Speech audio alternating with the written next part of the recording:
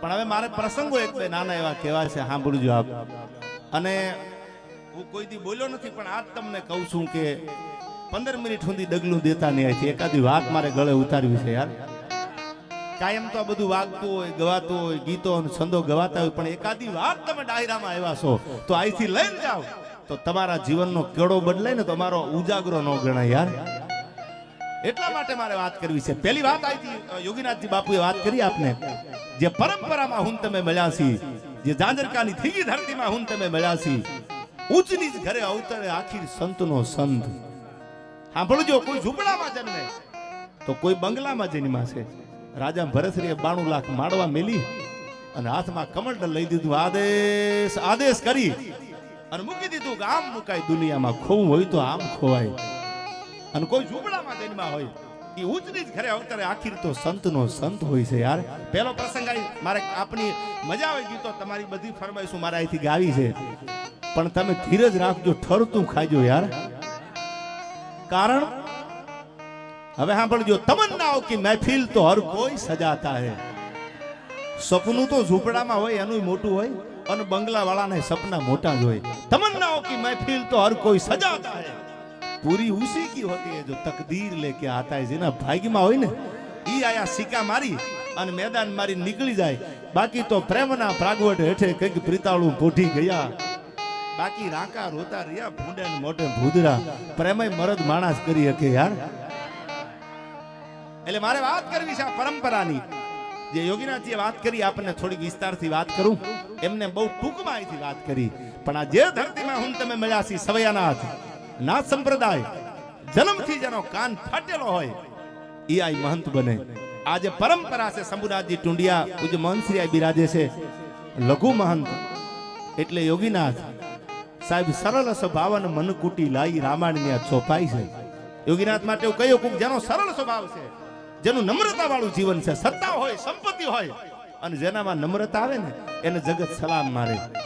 ઉલાળા મંડે મારવા ઉલાળા, એટલે સમજી લું કે લાંબુ નહીં કાઢે. આ પરંપરા જે છે, આ વાડી પરંપરા જે છે,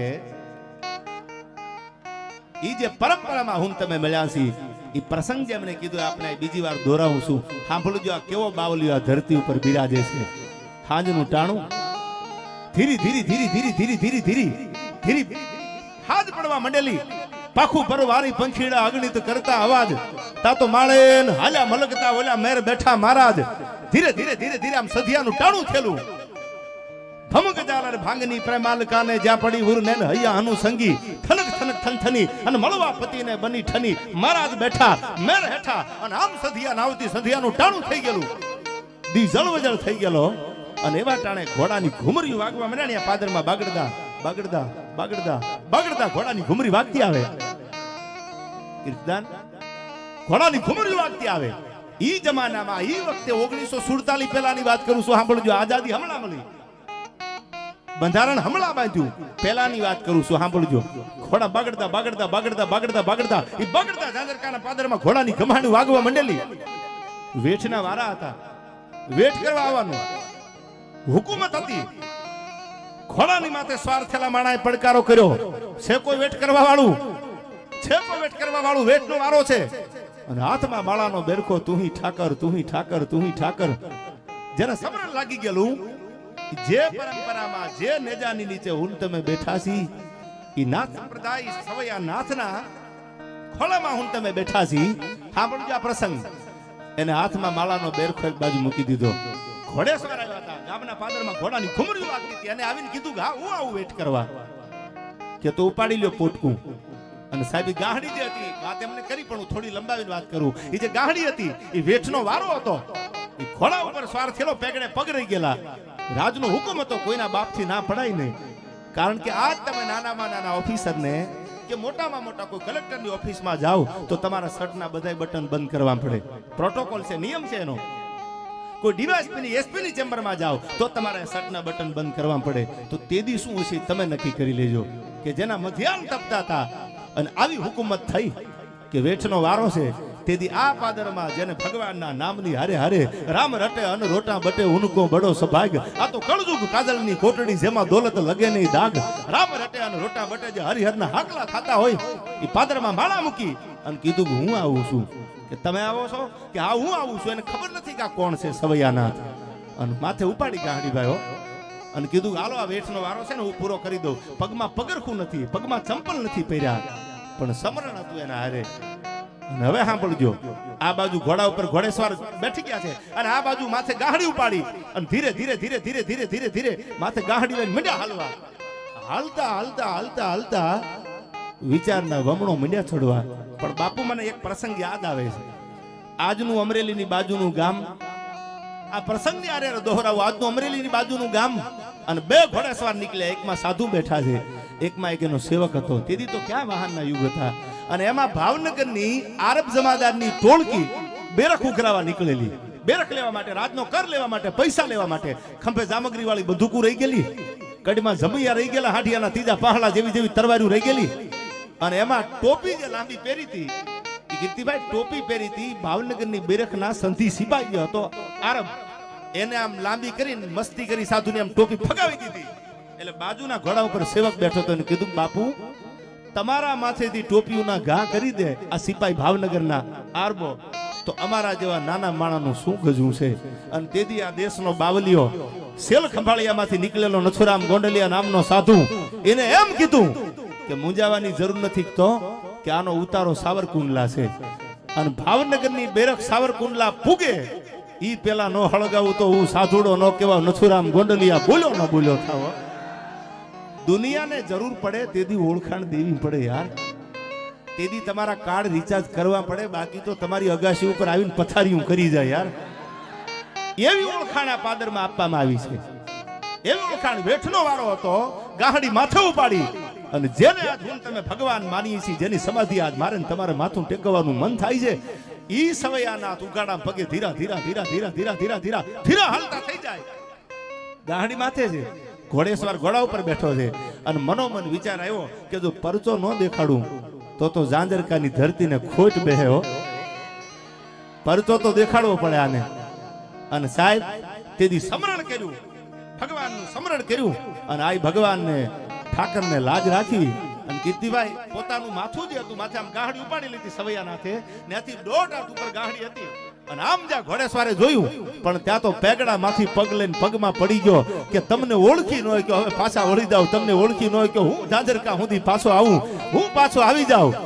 આ ધરતીમાં હું તમે બેઠા છીએ, આ ભજન પડ્યું છે યાર કે જેના માથા ઉપરથી 1.5 હાથ ગાહડીઓ અધર થઈ જાય. અને આવો તો ભગવાન પરચા પૂરવા આવતો હોય. ઈ જ સીધી લીટીના વારસદાર એટલે શંભુનાથજી, યોગીનાથજી. સાહેબ આ જે પરંપરા છે, ઉજળી પરંપરામાં હું તમે બેઠા છીએ.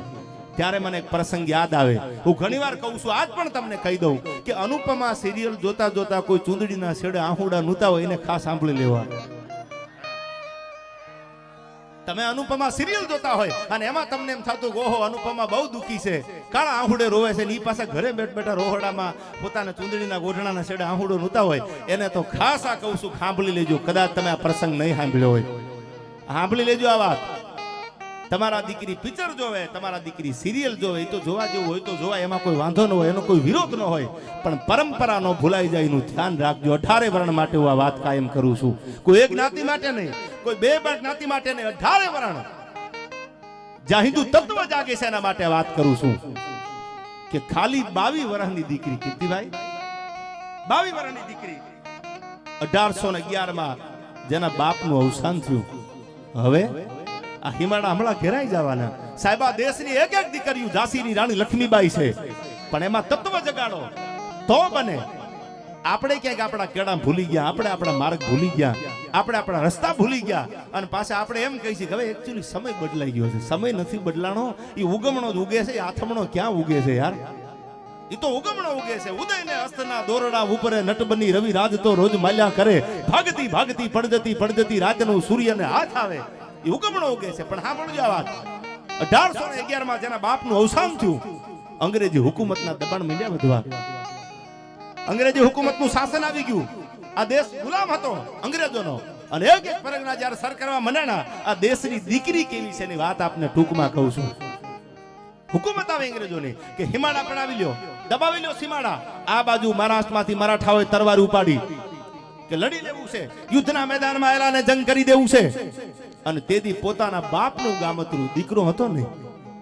એમપીમાં આજ પણ તમે મધ્યપ્રદેશ જાઓ, ઇન્દોરના મહારાજા યશવંતરાય હોલકર અને ઇન્દોરના પાદરમાં પગ મૂકો યશવંતરાય હોલકર પોતાનો બાપ નથી અને હિમાળા દુશ્મનો દબાવી દે તો. અને તેથી એને નક્કી કરી લીધું કે હવે એલાને જંગમાં કદાચ મોત આવે ને તો તરવારના ઝાટકે માથું ઉતારી દઉં, પણ હું આ દેશની દીકરી છું અને ભારતી માની સંતાન છું દેખાડી દેવું છે અંગ્રેજી હુકુમતને, આ ભૂરિયાવને. અને તેથી 21 વર્ષની 22 વર્ષની દીકરી સાંભળજો, આમાંથી કોઈ જોતા હોય ને આહુડા પાડતા હોય ને કાળા આહુડે રોતા હોય તો શીખવું હોય તો કોકદી સાહેબ આવા ઇતિહાસને વાંચી લેજો. ઘોરીને 1 વર્ષ નહીં 13 વર્ષ સુધી હિમાળામાં પગનો દેવા દીધો એ નાયકા દેવીને કોકદી સાંભળી લેજો. આ દેશની દીકરીઓના સમર્પણ તો તમે જો. અને બાપ નથી અને મારો હિમાળો કોઈ દબાવી જાય ખરા? અને પોતાના માણસોને, પોતાના રજવાડામાં પોતાના માણસોને કીધું કરો તૈયારી. અને ત્યારે એને કીધું કે તમારી ઉંમર તો ખાલી 21 વર્ષની છે, તમે યુદ્ધમાં તમે તરવાર ઉપાડીને આ યુદ્ધ કરી શકશો ખરા? કે હા. અને સાહેબ ઈ વખતે વાત આવતો બહુ મોટી છે. ઇન્દોરના મહારાજા યશવંતરાય હોલકરની દીકરી અને 21 વર્ષ 22 વર્ષની ઉંમર ઘોડાના પેગડે પગ દઈ અને તરવારી હાથમાં લીધી બે પોતાના સીમાડા માટે, પોતાના ધર્મ માટે, પોતાના ધર્મના રક્ષણ માટે કે કોઈ આવી અને અમારા ધર્મની સામે ધૂળ ન ઉડાડે, અમારા હિમાળા દબાવે નહીં, એના માટે કારણ વગર નહીં. અને તેથી 2500 માણસોનું યોદ્ધાઓનું છે. આમ તો મરાઠા ભેળા હતા પણ પોતાનું લશ્કર 2500 હતું. યોદ્ધાઓને તૈયાર કરી ઘોડાના પેગડે પગ દઈ અને અંગ્રેજ હુકુમતની સામે જ્યારે લડવા માટે 22 વર્ષની દીકરી ઇન્દોરના પાદરમાંથી નીકળી અને હામી આમ તરવારોની બટા ઝીટી બાકા ઝીક બાકા ઝીક બાકા ઝીક બાકા ઝીક મંડાણી બોલવા કે હાંડા તોડિયા પાંજરા વાળા હાક લઈથી બાગ છૂટ્યા બાંગ બોલી ગામડામાં થી હાક બાગ ઈ આવી જાકા ઝીક વાગવા મંડાણી. અને સાહેબ એક એક તરવારના ઝાટકે દુશ્મનના માથા વઢાતા જતા અને આ બાજુથી ફલકારા નીકળતા જતા. આ દેશની દીકરીનું સમર્પણ જોવો. અને સાહેબ આખી ફૌજ અંગ્રેજોની હતી ભુરિયાવની, એ ફૌજને ધ્રુજાવી દીધી. અને છેરે એક એક તરવારના ગાયથી પોતાના રૂવાડા વેતરાઈ ગયા અને ઘોડા માથે લોહીના તાર બટોળ ફુવારા મંડળા ઉડવા. પોતાના જે માણસો હતા આજુબાજુમાં એને બાવડા પકડી લીધા અને 22 વર્ષની દીકરીને ઘોડાના પેગડામાંથી પગ લઈ અને જોડી આવે પ્રબગતી આમાં મરદો કેરી મજા મારી સૈરું મેણા બોલશે તું તો કાયર નરની નારે. પણ આ તો ખુદ આ દેશની દીકરી તરવાર લઈને નીકળી હતી. સાહેબ અંગ્રેજોની હુકુમતને પાયામાંથી આમ ધ્રુજાવી દીધી હતી. દીકરીઓને શીખવું હોય તો આવા ઇતિહાસ વાંચજો. ઇન્દોરના મહારાજા યશવંતરાય હોલકરની દીકરી હતી જેને અંગ્રેજી હુકુમતને ધ્રુજાવી દીધી. નામ હતું એનું ભીમાબાઈ. સાહેબ એક દીકરી જો તરવાર લઈને નીકળી જાય અને આખી ફૌજને પાછી વાળી દે, આ આપણા દેશની દીકરીઓ છે. હું ઘણી વાર કહું છું કે દીકરી પરણીને હારે જાતી હોય, તમારી આગળ પૈસા હોય તો કરોડોનો મિલકત હોય તો દાયજો કરો, તમારી આગળ રૂપિયા ન હોય તો તમે કદાચ કરિયાવર નોય કરો, તો એક રામાયણ અને એક ગીતાનું પુસ્તક સાહેબ આપણો ધર્મગ્રંથ આપજો. જે દીકરી ગીતા અને રામાયણ વાંચે ને અને એના કુખે જન્મે, સાધુડા જન્મે, દાતાર જન્મે અને કાં તો મર્દમાણા જન્મે, ખીમાડા હાચવા કામ આવી જાય. આવા મર્દોની આ ભૂમિ છે. એટલે તમે સમજદાર છો, તમારો હાકલો છે, તમારો પડકારો છે, ત્યારે મારે ગીત આપની સામે ગાવું છે આયા. પણ ધર્મની વાત આવી એટલે કહી દઉં છે. પ્રસંગો તો બહુ જાજા છે, કારણ કે ધર્મની વાત આવી. આજથી વર્ષો પહેલા તમે રાધનપુર કોકદી ગયા હશો. આજથી વર્ષો પહેલા રાધનપુરના એક મસ્જિદના ગ્રાઉન્ડમાં મેદાનમાં એક બાવલીઓ બેઠો છે. અને બાવલીઓ બેઠો એટલે નમાજ પઢવા આવતા એને કીધું કે અમને તકલીફ પડે છે, તમે અહીંથી નીકળી જાઓ. એ કે નીકળી તો જાવ પણ પરચો દીધા વગર મારાથી જવાય નહીં. એટલે બહુ સમજાવ્યા બધા, બાપુ નીકળી જાઓ, મેદાન મૂકી દો. એટલે બાપુએ કીધું ના બાપા એમ હું ન જાઉં. એટલે રાધનપુર નવાબને રાવ કરી કે નવાબ સાહેબ કોઈ સાધુ છે, આપણે એમની અમાન્ય રાખવાની હોય, આપણે એમની મર્યાદા રાખવાની હોય. સમજાવ્યા છે પણ નીકળતા નથી. એટલે નવાબ સાહેબ આવ્યા અને નવાબે આવીને કીધું કે આપ સાધુ છો બીજું કહેવાય નહીં, પણ આ મેદાન મૂકી દો. એટલે એને કીધું મૂકી તો દઉં પણ શરતે. કઈ શરત? હવે સાંભળજો આ દેશના સાધુડાની તાકાત કેવી છે. એક નાનો એવો પાણો પડ્યો તો પથ્થર એ હાથમાં ઉપાડી અને પ્રેમદા બાપુ ગોદડિયા નામના સાધુએ મસ્જિદના મેદાનમાં મૂક્યો અને એટલું કીધું કે રાધનપુર તમારા નવાબી સલ્તનતની જેટલી તાકાત હોય એ તાકાત અજમાવી દો. અને મારો મૂકેલો આમ પથ્થર આંખો કરી દો એટલે અટાણે અહીંથી હું નીકળી જાઉં, મારે પૂછવાનું કોઈને નથી. હુકમ થયો, માણસો આવ્યા, પણ પથ્થર કોઈનાથી હલતું નથી. રાધનપુર નવાબની હારી સલ્તનતની તાકાત લગાવી દીધી, પણ પથ્થર કોઈનાથી હલતો નથી. નવાબ પગમાં પડીને એટલું કીધું કે હવે એ તો કયો કે તમે કયું જાદુ કર્યું છે કે તમારો મૂકેલો એક પાણો પાંચેરનો અહીંથી હલે નહીં. અને તેદી આ દેશના સાધુડા, તેદી આ દેશના સનાતન ધર્મના રખેવાળ એને એટલું કીધું તું પ્રેમદાસ બાપુ ગોદડિયાએ કે મેં જાદુ નથી કર્યું તો કે આ પાણો હાથમાં ઉપાડી અને એટલું કીધું તું કે મારો હનુમાન હોય તો ડગલું આગળ દેતો નહીં. અહીંથી કોની ત્રેવડ છે મારા હનુમાનને અહીંથી કહેવી કે યાર આજે તમે જાઓ રાધનપુર, આજે જાઓ એ મસ્જિદનું જે મેદાન છે એમાં આજે આપણો હનુમાન બેઠો છે. કોની તેવડ છે હનુમાનને ડગલું આખું ખેવી શકે? આ સાધુની, આ ભજનની આ તાકાત છે. ત્યારે મને અહીંથી ફરમાય છે, એટલા માટે હું બે કડી પહેલા ગાઈ લઉં અને